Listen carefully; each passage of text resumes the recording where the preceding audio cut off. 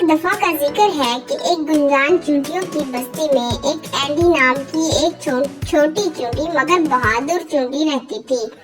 Andy اپنے گھر کے باہر کی دنیا کے بارے میں بہت زیادہ متجسس تھی اور ہمیشہ بڑے مہمات پر جانے کا خواب دیکھتی تھی۔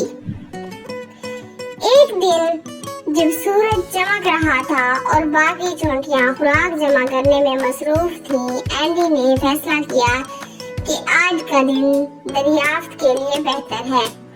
اس نے اپنے دوستوں کو الوداع کہا اور کچھ حیرت انگیز چیز دریافت کرنے کے عزم کے ساتھ روانہ ہو گئی۔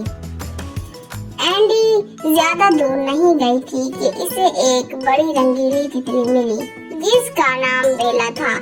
بیلا اپنے پروں کو خوبصورتی سے پھیلا رہی تھی اور اینڈی اس پر حیران ہو گئی۔ ہیلو، اینڈی نے آواز دی۔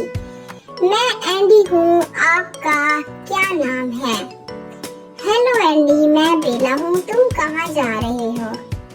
میں ایک مہم پر نکلا ہوں، میں دنیا کو دیکھنا چاہتا ہوں، اینڈی نے جوش سے کہا۔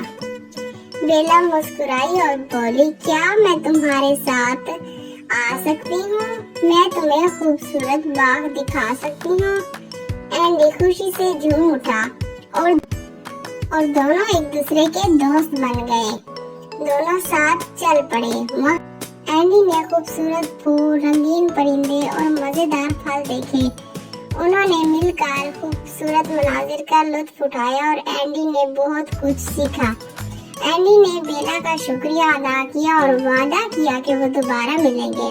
واپس جاتے اینڈی نے سوچا کہ آج کی مہم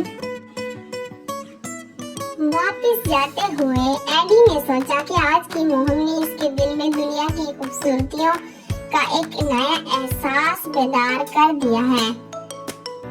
اینڈی چونٹی کا سبق یہ ہے کہ اس دن کے بعد اینڈی نے اپنی بستی میں اور بھی زیادہ جوش و خروش سے کام کرنا شروع کر دیا۔